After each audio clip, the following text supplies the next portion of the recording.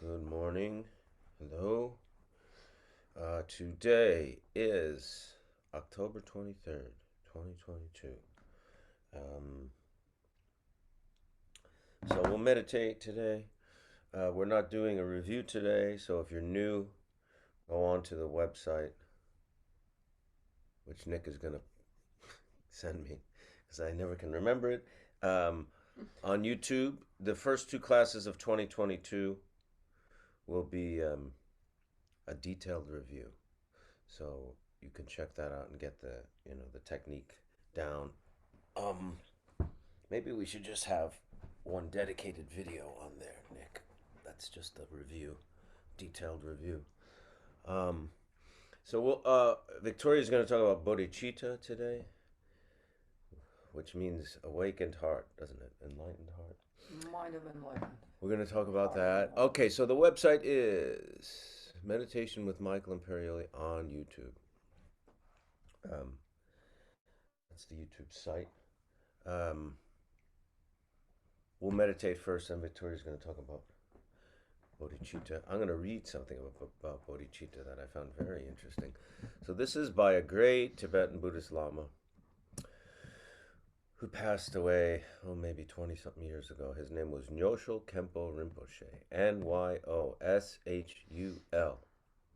capital Khenpo Rinpoche, who trained under the great Dujum Rinpoche and Nyogo Khense Rinpoche and the 16th Karmapa, and himself was one of the great meditation masters and lamas of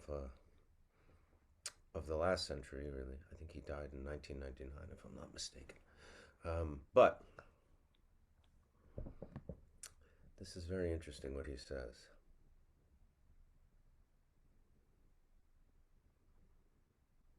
If you practice bodhicitta practices, mind training, loving kindness prayers.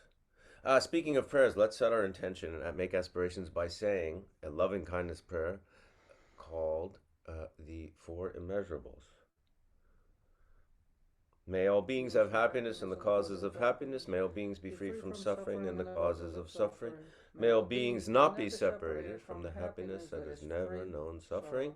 May they rest in equanimity, free from attachment, anger, and aversion. See, Nyoshul Khenpo just gave us a little teaching there and told us to inspired us and reminded us to make loving kindness prayers. So he said, if you practice bodhicitta practices, mind training, which is what we do, which is meditation, working with our thoughts and emotions, and negative emotions and afflictive thoughts and emotions.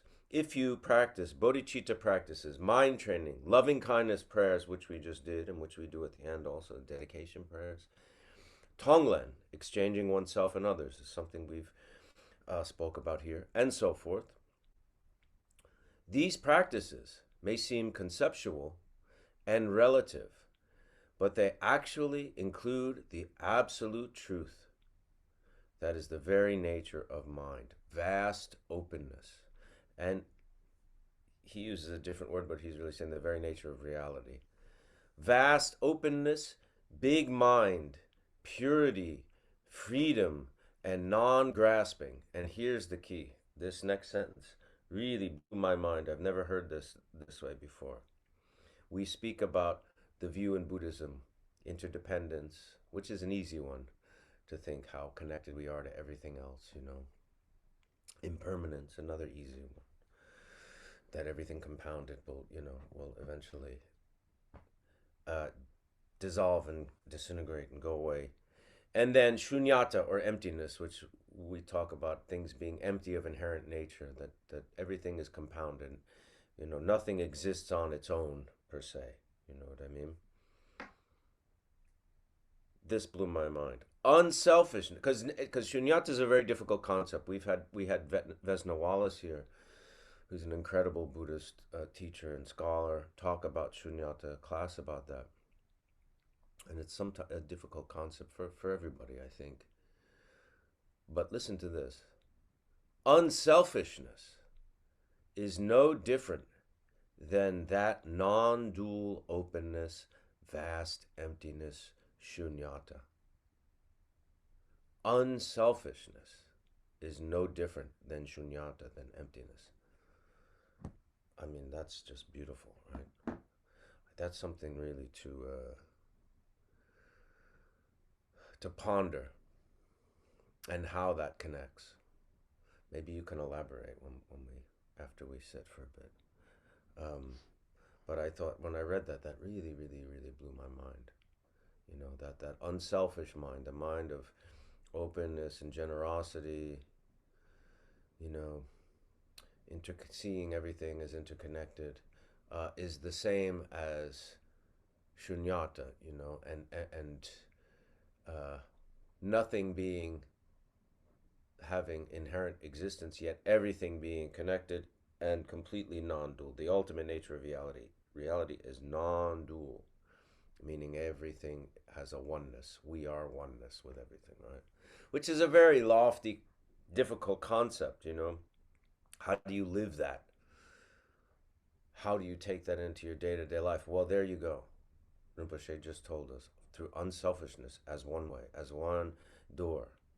I just thought that was so clear and so simple. Something that's so complex, a concept that's so difficult to really even articulate, even explain. Um, and yet he crystallizes it and encapsulates it in something so simple and so direct. You know, when your mind moves from that small mind, you know, to that big mind, to that spacious mind, to that generous mind. And I'm going to read something else from one of our students wrote us, which I thought was very important to share. And I'm not going to say who it was because I don't know if she wants it. Really unbelievable, yeah. So she wrote to us and said, the other day I was in the car with my husband, and I was feeling unreasonably annoyed and even angry towards him for reasons I won't go into, at a time when I should have been feeling compassionate.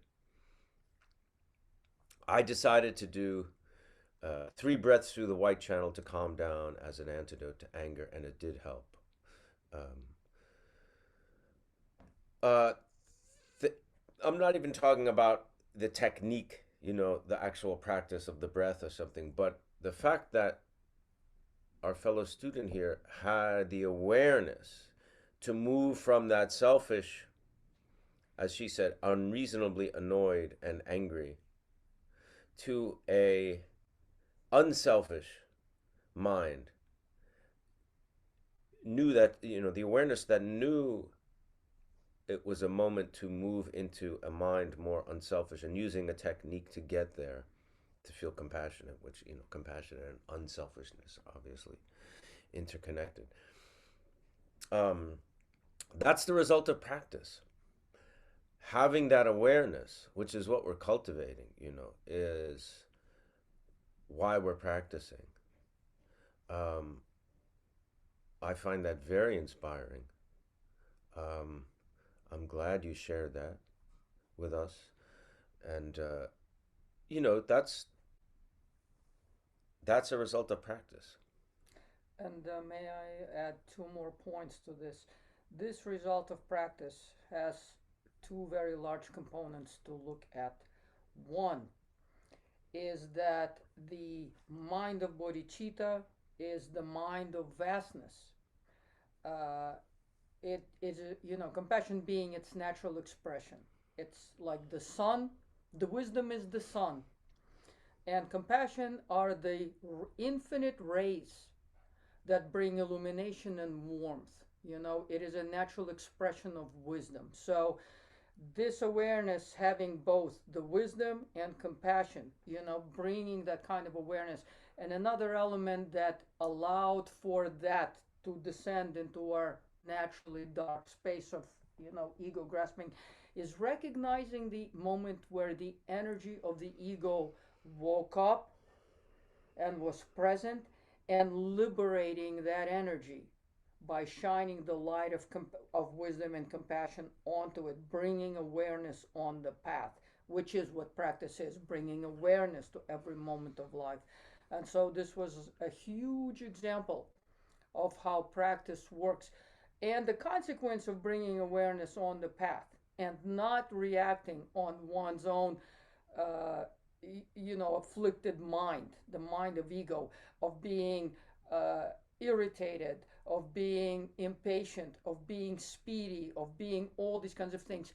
Another word for ignorance is that one precluded creating seeds of negativity arising in the future. Because remember, we take a little apple seed, but we should look at it as a little seed. We should look at the little seed as a giant tree sprawling with its branches all over the place, with lots of different apples falling at different times in our life. That little moment brings about the giant tree with which we have to contend for many lifetimes. So this is what practice is. This is the beauty, the importance, and everything. And substituting the mind of ignorance, which is the afflicted mind of the ego, for the sun of wisdom and compassion is everything. That is why we meditate. That is why we practice. Yes. And if Nyosho Kempo Rinpoche is saying that unselfishness, if he's saying that that's, I'm going to say it again because it's very precise and very beautiful. It's the limitless mind. Unselfishness is no different than that non-dual openness, vast emptiness, shunyata. Which is another word for reality, or another word for Buddha nature. Yeah, this is a very, very crystallized thing, something really to remember. All he's saying is unselfishness. So keep that in mind. Keep that in mind. Really, really think about that. Ponder it. Let's, if you're curious about this is the symbol Drikung Kagyu, which is the lineage. There's four main lineages in Tibetan Buddhism. Kagyu is one of the four. But the Drikung Kagyu is another lineage within that, which was started by a Lama named Jigten Sumgun Rinpoche, a Buddha really. Jigten Sumgun Rinpoche. But Garchen Rinpoche is part of that lineage. And he asked us to wear this. So, because there's great merit in for you to see this symbol. It establishes a certain karma connection with that lineage. So that's why we're wearing this. It wasn't. Yeah. Also, it has the lotus, which is the symbol for Buddha nature, because in the mud of ignorance and selfishness, the lotus remains always pure above the mud. It is pure in its very nature, in its intrinsic qualities. And then the wisdom fire that blazes around the symbol of the seed syllable hum. It's the wisdom the wisdom fire that dispels the darkness. That is also pertains to our nature. So Rinpoche asked us to wear these for the class for your benefit. That was for your benefit to see that there's ways of saying liberation by sight, seeing these, making these karma connections to. Yeah. Just by seeing this gives you that karma connection to that very lineage. So that's very important. Yeah. And you remember that our nature is the lotus, and our wisdom is the fire that burns away all the afflictions of limitless lifetimes of ignorance and selfishness. We're gonna do the 9 breaths and then meditate. I'll do some of the guiding meditation. If you could take us through the 9 breaths with particular specificity on which channel is going when, on which side, because I think I kind of may have given a bit of confusing instructions at times. So if you can get specific with that, it'll be great. Uh, the three main channels, the middle blue channel, this is where uh, wisdom winds abide. On the right, in men, is the white, in women, red, but you can visualize it as you want. What's important is the red is associated with uh, desire. Red is desire, attachment that eventually becomes addiction, and that leads us into dark things. And the white channel is the channel that deals that holds the energy. Remember, these are not concepts, they're energies, they're real life forces that move us. And the white channel is the anger aspect. Anger, which could be impatience, irritations, inability to wait, have patience. All of those things are anger. So whenever we feel that energy arises in us, just as the student that Michael read her email, who practiced exhaling that irritation through the white channel. It doesn't matter which side you visualize it on. The old tradition, men and women, central channel always remains central. That's why we hold the seven Vairochana posture for the wisdom wind to move freely. And the two side channels, which are connected to our nostrils, hold the in the white hold the anger, and in the red hold the desire. We want to empty them out, and that's what's very important. um, so we start on the right side with the right hand holding the Vajra fist. We always hold the Vajra fist on both hands. We close another channel here. When we inhale with the right, we start on the opposite. We inhale the pure. Which channel are we inhaling into right now? The right or the left? We are inhaling into the right channel because Okay. we always start with the opposite. Okay. With the right hand, we start on the opposite side. We inhale into the right channel. We inhale the pure, and we exhale the impure, the quality of the From the energy. same channel?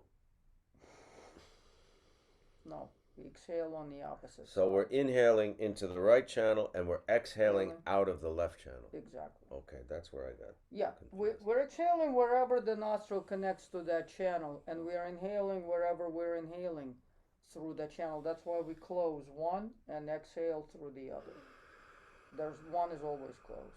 Thank you. What's important is visualizing we're inhaling pure energy of the all of reality, and we are exhaling the particular negativity that's connected to the color and the channel. Inhaling the pure, bringing it all the way down to our navel chakra where the three channels meet, and exhaling the impure.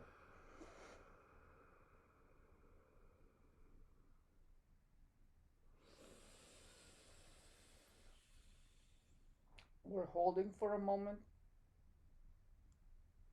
and then we're exhaling.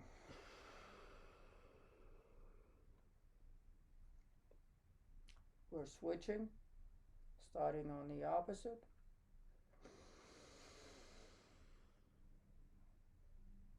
We inhale the pure, we hold.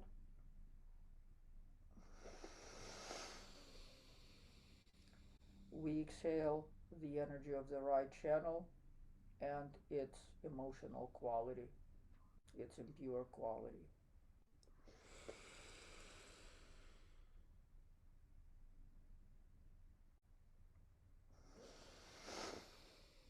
We expel the impure energy.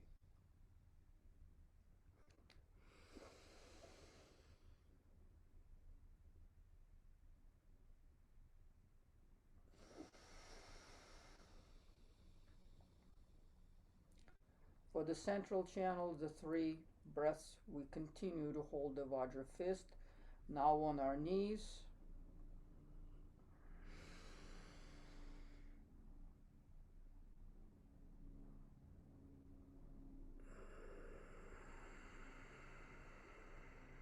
And we exhale ignorance.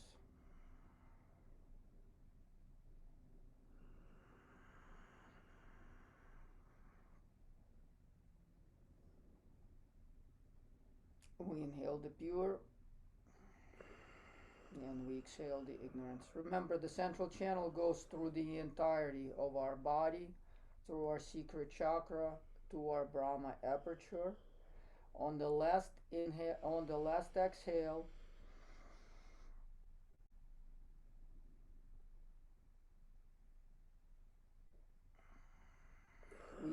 we propel our breath like an arrow all the way out through our Brahma aperture, and we merge consciousness with all. merge consciousness with space,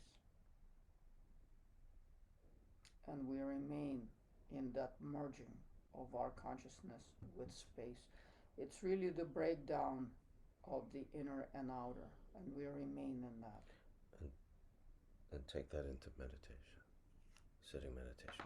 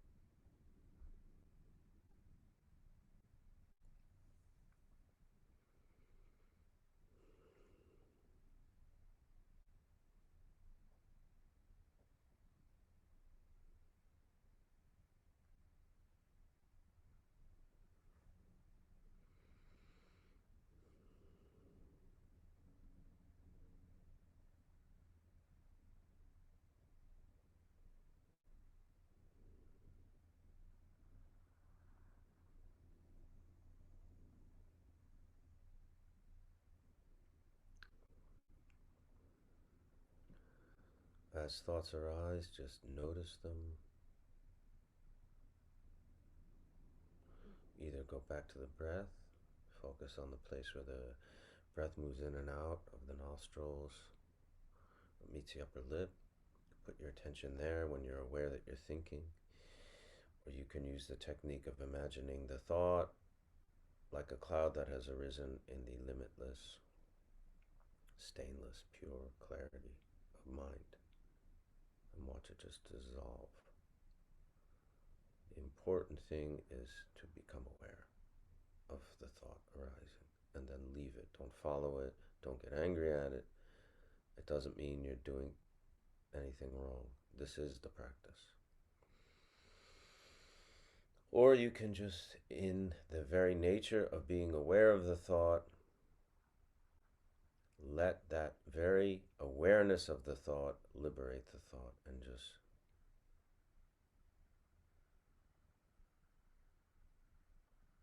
so you're basically sinking into the awareness that recognizes the thought, and leaving the thought where it is and just staying with the awareness. And it's that dance that we're working with here.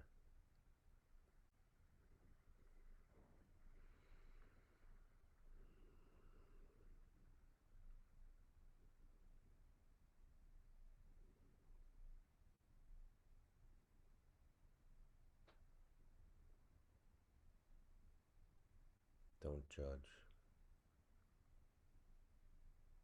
just be.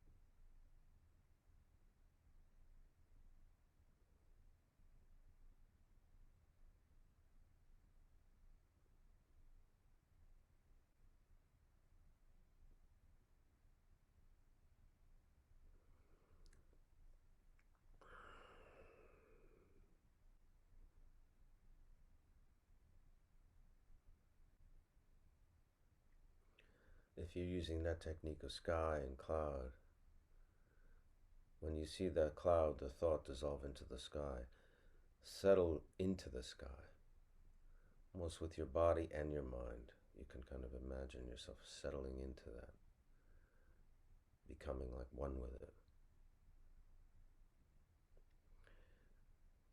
We're using that as a metaphor for the nature of our mind, which is our true reality.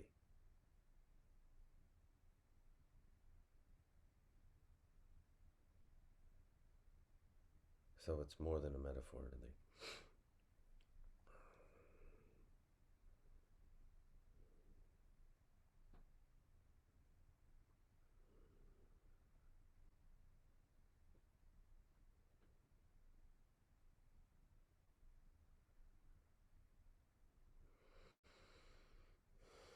When I say settle into it, imagine like you get a glass from like a stream, muddy stream, And once you settle the glass down on something still, the sediments will slowly go to the bottom and leave the water clear. The same with our thoughts and emotions. As we settle into the clarity, the nature of our mind, those thoughts, emotions, you can feel them just kind of diminish, and the clarity is revealed. The clarity emerges, the calm emerges.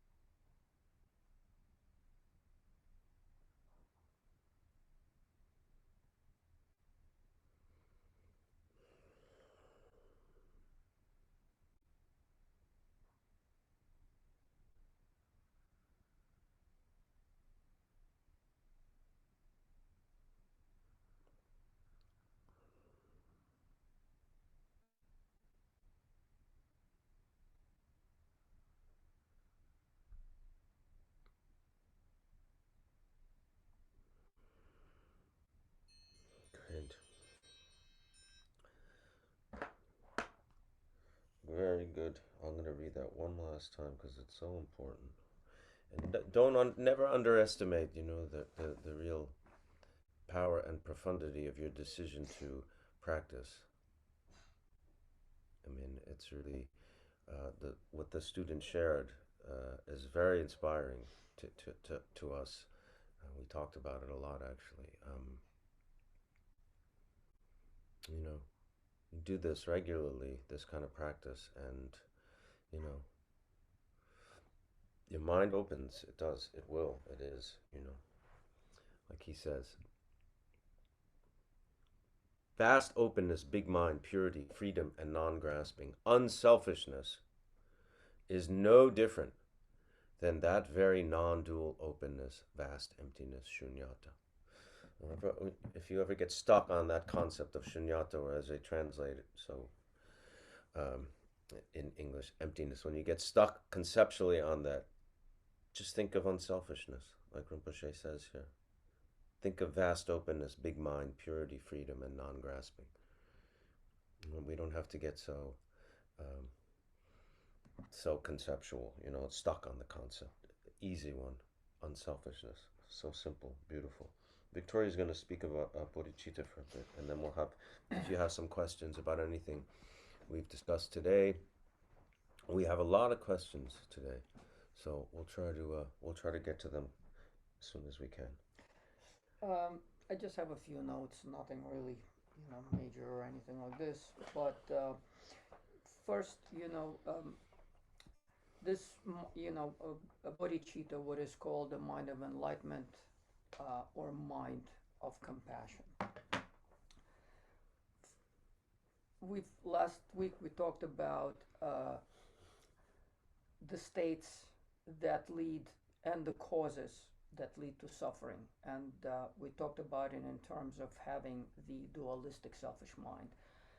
Pretty much any time, whatever the energy arises from this dualistic selfish small mindedness is a cause for suffering, because just the way that that energy holds itself in the world as against everything else, as against someone else, or against the weather, or against the circumstances, or against the political context. It is the mind of selfishness, is the the mind that holds itself in this dualistic position in its very core. And in its very core, it is the mind that leads to causes of suffering. The moment we find ourselves in this mind of me against another, me against the situation, because the situation is the abstract form of other, me against the world, I am better than that, I am smarter than that, or I should be, you know, better than that, or have more than that. That is the very nature and the core of suffering. And Abba Lama, when he was with us, he gave us a very beautiful teaching on how to hold the presence of awareness to dispel uh, the nature of suffering by not being in that state of mind, and also not acting out of the state of mind. Because whenever we act out of the state of mind of selfishness, of the self, against someone else, we place the seeds uh, of negativity into the soil, and immediately the side effect of it is the suffering. So then, naturally the discussion has to turn, so what gives us the causes of happiness? And in that context, we talk about bodhicitta, but often I find that bodhicitta is something that becomes very diluted and very mistaken for the Westerners in our context. And first, I wanted to speak to what bodhicitta is not, and so a few little notes. Bodhicitta is not merely some sympathetic mind or mere conventional kindness. That is something that is polluted by dualistic mind. Rather, it is the natural expression of seeing directly our true nature, nature of reality. Uh, that is when we talk about wisdom. Wisdom is the sun, and the natural expression of the sun, the quality that is inseparable from the sun, is this light rays, the luminosity and the warmth. And that's why we always talk about wisdom and compassion, like the sun and the sun rays. It is a natural expression of our wisdom to be kind and compassionate, because it is a state of mind that precedes dualistic ignorance. It is a state of mind that is prior to me and mine and what's in it for me. It is the state of mind that we discover when we meditate, when we're looking at the sky, and then we look at all of the things that are created inside it. And namely, we speak of three things which are creations. We speak of thoughts, appearances, and sounds. Thoughts, appearances, and sounds are creations, they're compounded things. and our mind never stops at saying, this flower is red. The problem always initiates when we take the raw perception, and then afflicted mind, begins to go, this flower is red, but I hate this flower. Someone that I can't stand gave me this flower. Or I was holding a red bouquet of roses when I got married, and now I'm divorced, etc., etc. The suffering begins at that secondary portion where we're not merely perceiving. Because remember, the mind will never stop producing thoughts, producing appearances, and producing sounds. And sounds also, we hear a word, but then all the subjectivity of the dualistic mind, the mind of ego, begins. That means this. It's a hurtful thing, you know. Uh, that's where all the suffering arises. But we have bodhicitta to dispel that suffering. Bodhicitta is that sky like awareness that is the ground of all of these created moments of mind, of the mental activity, as we call it, of stuff that arises and dissipates. And how does it arise? And how does it dissipate? And where does it arise? And where does it dissipate? It arises and dissipates into the infinite awareness, uh, which is what another word for it is reality, another word for it is Buddha nature. This is what Noishul Ken Rinpoche was saying. Selfishness, meaning transcending the mind of dualism, transcending the mind of grasping and pollution of the afflictions, because the mind of selfishness is the mind of this pollution and ignorance. So connecting in through meditation, connecting to our sky like nature, our ground awareness, where all these other things take place. And by identifying more and more with the sun of our wisdom and the warmth of compassion that arises from the limitless wisdom, uh, we can experience reality in the most mundane situations, and we need to experience reality in the most mundane situation. So what is the thing in our world on a relative level that gives us this experience of this vastness? And that is said to be the so what I was speaking before initially, by speaking about bodhicitta, the limitless mind of sun-like mind of our Buddha nature, that is ultimate bodhicitta. That is when we have this limitless awareness, when we connect to the limitless potentiality of the sun. And if we function from that limitless potentiality of our wisdom that illuminates everything and precedes the mind of ignorance and selfishness, that is the mind of the five poisons and afflictions, uh, compassion is its natural outcome. That's what it's saying, is that our basic nature is goodness. And when we connect to the limitless mind, there is nothing else that can proceed out of it. Because in order to go down into the darkness of ignorance, into the dualistic mind, we have to leave the space of illumination. We have to leave this limitless space. And we practice in order to connect to that limitless mind so we can bring it into our daily moments, into our life stream. As our student who wrote to us demonstrated this incredible presence of practice in daily life, which is why we practice to begin with on the cushion, is to bring it and to seed it into our daily life. Um, Demonstrated so well that practice really works, and that awareness can descend and open up these dark, confused spaces of ignorance. And all it took was for her to breathe out, bring awareness, and breathe out the energy of negativity. Um, so, what is the most kind of the thing that is closest to this awareness is something that in Tibetan Buddhism and in Sanskrit, in the Buddhism of Buddha in his natural environment in India, is called Smriti in Sanskrit, and Drenpa in Tibetan. and that's memory.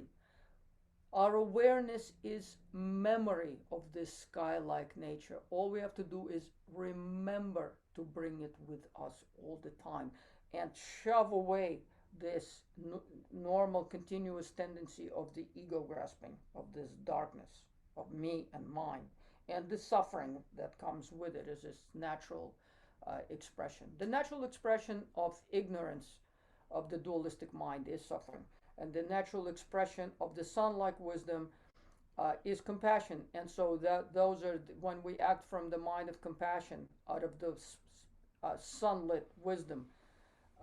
These are the causes for happiness. Like our student who released her impatience, her uh, aggression, her hatefulness, or that energy uh, of of hatred, and that sometimes expresses just as a mere impatience. She was able to take that energy out of herself and bring back the vast nature of Buddhahood, the nature of mind.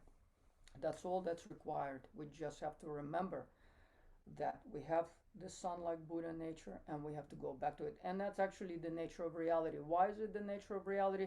Because it's in the vast emptiness of illumination that everything that arises and ceases takes place. And that is the space like nature of our Buddha nature of mind. And so please remember that bodhicitta is a much greater thing than just this, very conceptualized form of being kind. On the other hand, what brings us closest to this vastness is our aspiration of benefiting all sentient beings. When we hold that mind of desire to benefit all sentient beings, it is the closest thing to expressing this vast nature of mind. And we can maintain that as a basis for our action and as a basis for our awareness. That is something that we hold as a memory. We bring it back and back and back. So wherever we are, however we are, like in the 37 Bodhisattva practices, that is looking and asking oneself, what is the state of my mind? Is my state of my mind, I desire welfare for all sentient beings, or that particular sentient being who's in front of me? Because like my husband said the other day, we can complain and rationalize how bad our parents are, how bad our neighbor is, how bad our children are, till the cows come home. From that, nothing happens except more suffering. This desire not to separate from the dualistic mind of blaming, and the blame, the other side of blame, is that it always comes uh, from the energy of being the aggressor. It's the energy of wanting to hold on to negativity because we want to pound someone with our complaint, and bringing back the awareness. Am I functioning right now out of the state of awareness, out of the desire to benefit, out of love and compassion? Is opening our vast nature, our Buddha like space.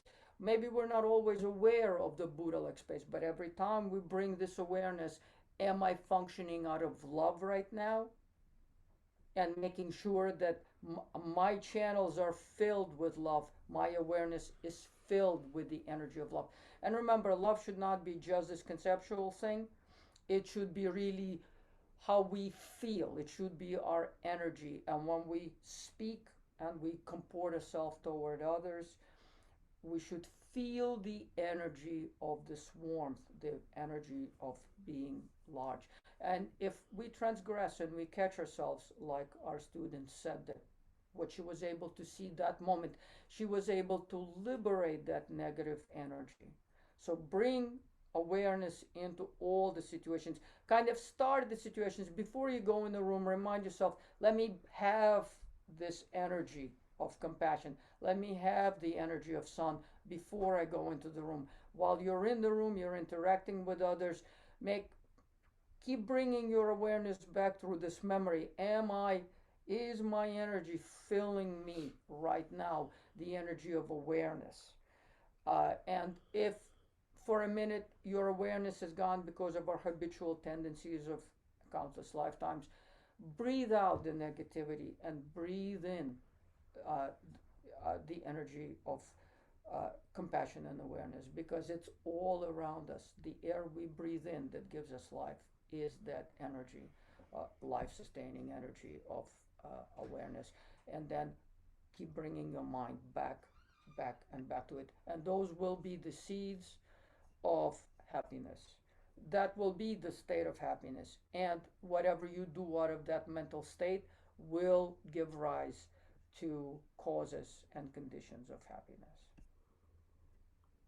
Thank you very much. Uh, where do you start learning about Buddhism? There's a list of teachers and books on Solidago Productions, a website where you registered. SolidagoProductions.com. Do we need to avoid unselfishness that makes us feel good? For example, if I help someone and it makes me feel good because I helped, and it motivates me to help more, is that bad? Because it seems to me my motivation for helping can easily change from unselfishness to selfishness, feeling good because I helped. That's a very good question. It's a really good question.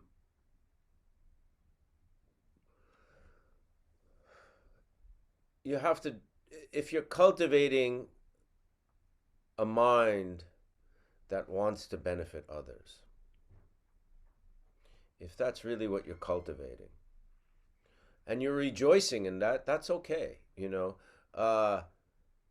If you're looking for opportunities to make yourself feel good, that's different, right? But if you set your mind, like we say in the, when we say the four immeasurables, we're saying that to turn our mind towards understanding that we're all interconnected, understanding that we're making aspirations, we're practicing not just for us, but for the benefit of all beings. If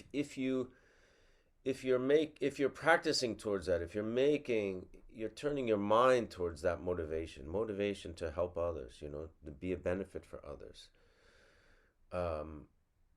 and that's what's driving you to help. And I think that's a bit of a seal there. So if there's a byproduct of feeling a little bit good about yourself, maybe you can counter that by dedicating whatever merit was created by doing this good action, this unselfish action, right? Whatever merit was created for that person or for the world in general, you dedicate that merit, like we do at the end of class, for the benefit of all beings.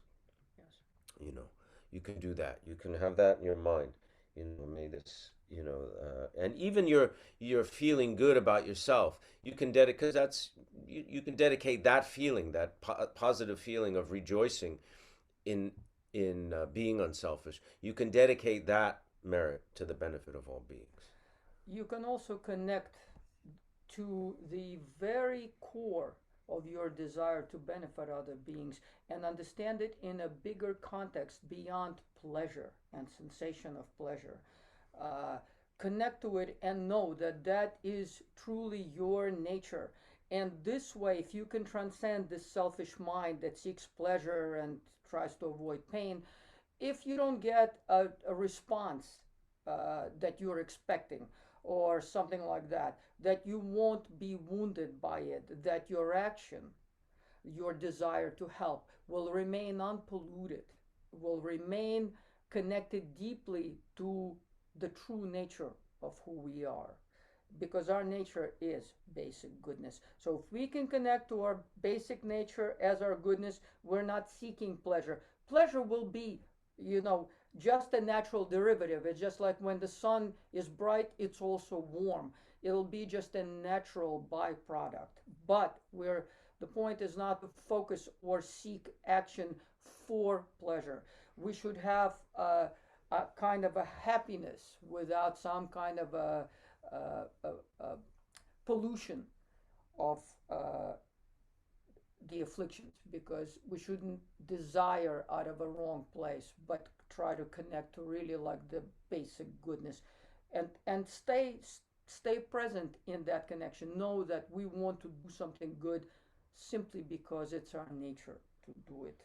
And also, on just a completely pragmatic level, you should know that when we should all know that when we're doing positive actions, we're also not creating negative results and negative causes for our future, in this life and for our future lives. What is the meaning of Dharma as practice?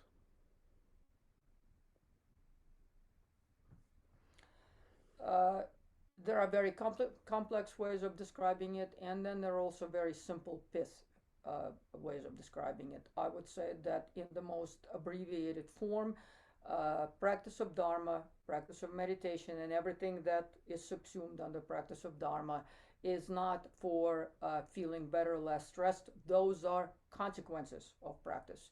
They are side things that occur naturally. The practice of Dharma is to discover our true nature, which is the nature of mind. In Dzogchen teachings, we call it Rigpa. We call it this limitless awareness, sky-like awareness. That's what Dharma practice is for, is to find our Buddha nature and to connect to it, and so that we may act in the world through that humongous light. Can meditation exist with another religion in our life? Yeah, sure, sure. I mean, you don't have to be a Buddhist to meditate. I mean, we do a lot of our discussion is about Buddhism, but you can take what you can take what you want and not take what you don't want. That's really up to you. We don't have requirements for you to be in this class or anything. So sure. And also, the teachers say you don't have to be this or that. All these words are really not of very secondary importance. It's not about systems of thought and philosophies. What is really notable is the change. We look at ourselves and we say, am I kinder? Am I more inclusive? Am I willing to work even under very harsh circumstances without being gratified? So you're watching meditation should be this progressive stages of being able to work for others limitlessly, more and more and more. And the softness of the heart is where you know that practice is actually happening. How we call that is irrelevant. It's a moot point. Spell the name of the author of the passage. It's Nyoshul Kempo Rinpoche. We had Lama Surya Das was a guest. We should try to get him back again. But he was a guest here, and he was a very close disciple of Nyoshul Kempo Rinpoche. It's spelled Nyosshul capital Khenpo Rinpoche. What to do when I keep obsessing about a time when I was selfish and not compassionate 45 years ago? I've been suffering over this and feel guilty. Well, as long as you stay in that space, you're still just staying in, any kind of beating is not letting go. It's an indulgence in suffering. When we indulge in suffering, just as we're seeking pleasure, they're the same things. That's why in Buddhism, whether it's pain or pleasure, it's not really, we're not emphasizing it so much. What we're emphasizing is liberating both of those states. We're emphasizing really functioning out of the luminosity of wisdom and not staying in the dualistic mind. Any kind of, beating oneself, beating someone else, insist on beating and blaming and etc., is just being stuck in the mind of dualism. Really, all these kinds of mental states have to be liberated and abandoned in order to be able to do what we really consider practice. So it's that's what has to happen. Remaining in these kinds of indulgences of suffering is not meditation. It is not considered practice. It's just ordinary mental states.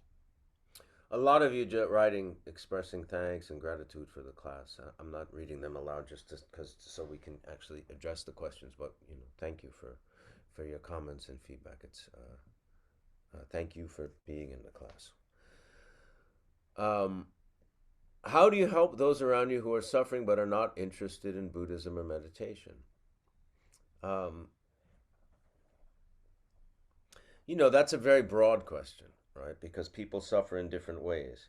People around, you have people around you in different spheres. You have your immediate family, people you live with, your colleagues, your work, so there are many ways to respond. I mean, you have to use your wisdom a bit and see um, where you can be effective in a positive way, where it's not kind of codependent, where it's not denial and helping someone. Sometimes helping someone remain in a problem is not help. You know what I mean? Nah, sometimes it takes honesty. Um, the best way to be a benefit for others really is for you to practice. So you can have clarity about these things. So you can cultivate a certain amount of wisdom that allows you to know or be able to be effective in being of benefit to others.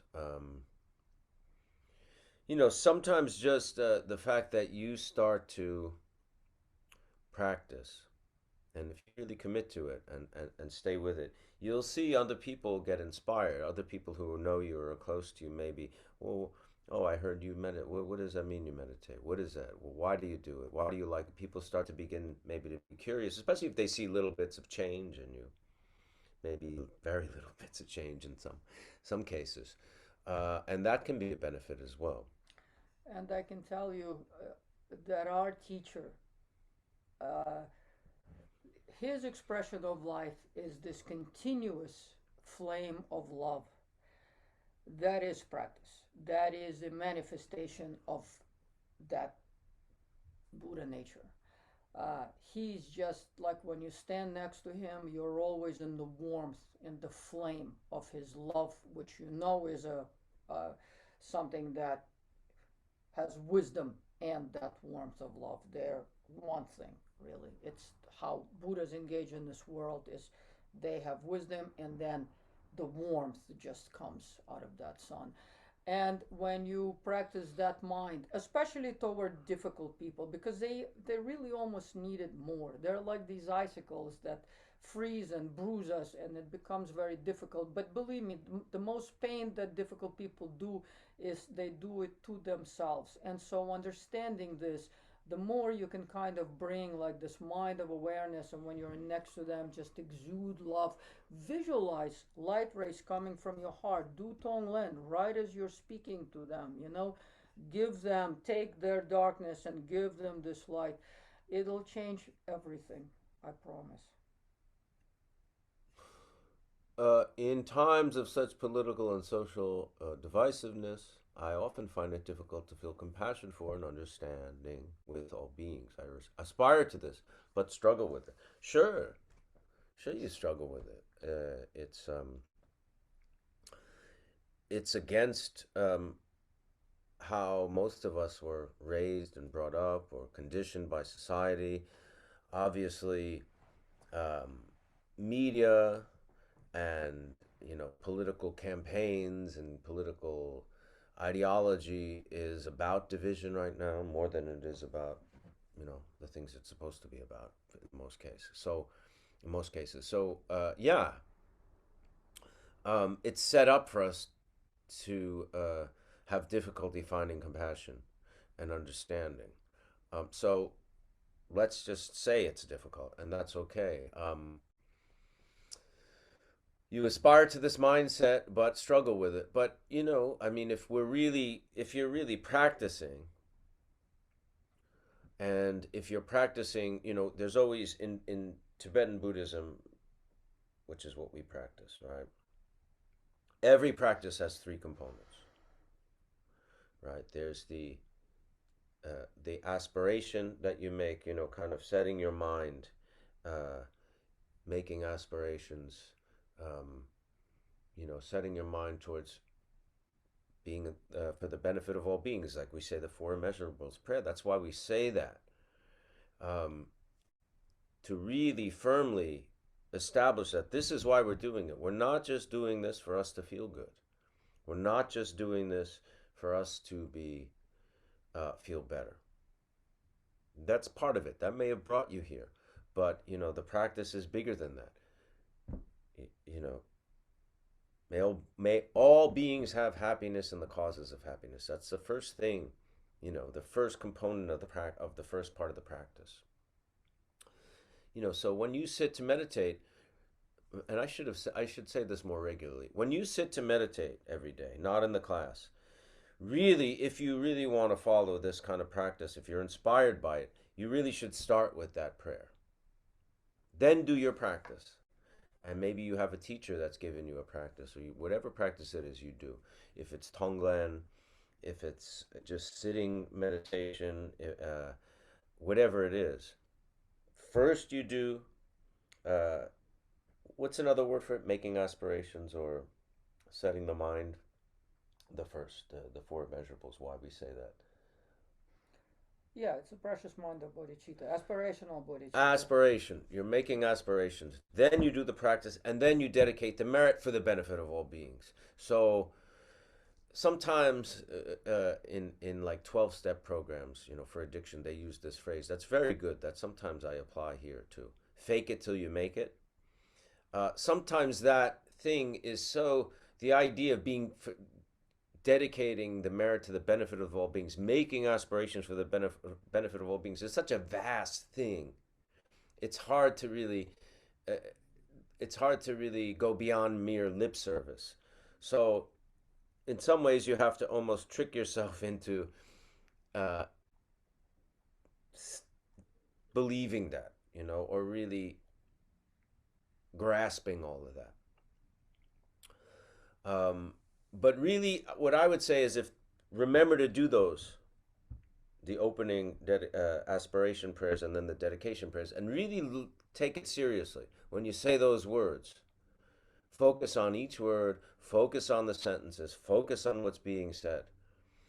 And imagine, you can imagine maybe your apartment and the people who live there, or maybe the apartment building you live in, or maybe your block, or maybe your state, or maybe your country. You can expand, your awareness of who you're saying these prayers for. But it's difficult. Yeah.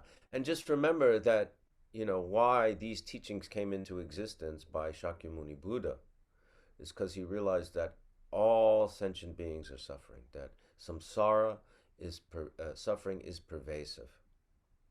So if you don't, even these people you don't agree with, and are you, in your point of view, doing evil things or very wrong things, that doesn't excuse what they're doing, but just know that they're suffering. And actually, they're suffering even the most of all of us, because the more negative that a person is, the darker the space they're in, the less sunlit and warmth of nature of mind that is shed on them right now, even though everything happens on its basis. But you have practice, and you can look at it from the inner, from the outer, inner, and secret aspect. You look at the outer aspect and you see this darkness. You see someone whose mind is still, like a 1 year old, or just very, very polluted mind. Then you see the inner, which is the Buddha nature. And we all of us, exceptionlessly, all have Buddha nature. And the secret aspect is what we call the shunyata aspect, where it's just the energy of reality, where we are all one being. So we we we we have to, out of this ultimate understanding of nature, we have to have compassion, especially for those who seem to be creating the worst of things for the rest of humanity. They too are just an expression of the rest of us, of all of us, and we have to have even more compassion for them. Is there a good way to introduce young children who struggle to sit still to meditation? I would love to give this gift to my children. I don't have a lot of experience with that, to be honest. I don't know what a good way to do that is. Sometimes the best way is you do it, and they see you do it, and they get curious about it. Um, that's often a really good way. And there are also little things that one can also do with children. You can maybe buy little prayer wheels for them just to get them into the practice a little bit. It's always a benefit, especially for young children, if we can bring them to be able to sit and calm themselves and feel the presence of a deeper nature. Maybe they will have this benefit for the rest of their life. So I totally understand. We also raised three kids, and we always, none of them are Buddhists actually, but needless to say, we've always aspired for them to have this light in their life because practice makes life much more bearable and also much better. How might one deal with traumatic grief? I feel very disconnected and mistrustful of others. I mean, grief is something that is very, very natural. Um, Either to the death of a loved one or when you go through trauma. If you really are going through personal trauma, I really suggest some kind of regular therapeutic help, either the psychologist or psychiatrist or whatever, because those are that they can give you tools um, that directly address that, which is really important. And then meditation uh, and other practices can be another tool, but it's really important, I think, to if you're dealing with trauma, grief from trauma rather than just grief from death, because that's more specific. um, I really suggest some kind of professional, therapeutic help. But at the same time, in the pantheon of skillful means in Buddhism, if you take your particular situation and then start to visualize or think on all the others who have very similar kind of a thing that you have, who are very right now are experiencing a tremendous suffering and a tremendous grief. And if you expand your own situation to include all those others and you can send them the light energy, you yourself will be able to also activate uh, the bigger spaciousness and the healing elements toward yourself. You will be included with all the other ones of whom you're thinking about in your Very good. practice. Yes.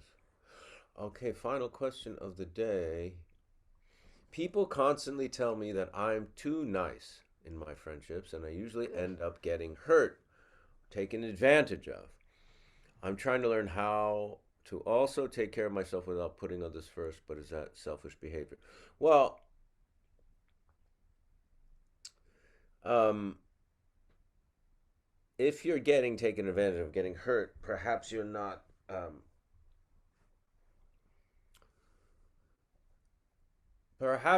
really understanding what you're doing. You know what I mean? So if you're, we have to use wisdom to understand how we can help. You know what I mean? So, like, this is a very coarse example, but right, somebody's an alcoholic, and suffering through that, or a drug addict, and you give them money or something like that because they ask you for it, and they feel their fix, or they need this. It's like, are you being nice? It's not a good example, but what I'm saying is, if you're uh, if you're enabling certain kind of negative behaviors in somebody by being nice, sometimes you have to not be nice, to be nice, if that makes sense. Sometimes you have to be really honest with someone. Sometimes you have to create a boundary. Sometimes you have to say to them, what you're doing is wrong. What you're doing is destructive. What you're doing hurts me. Um, and in that, you really have to see what your motivation is and what you're trying to do. So that's a big,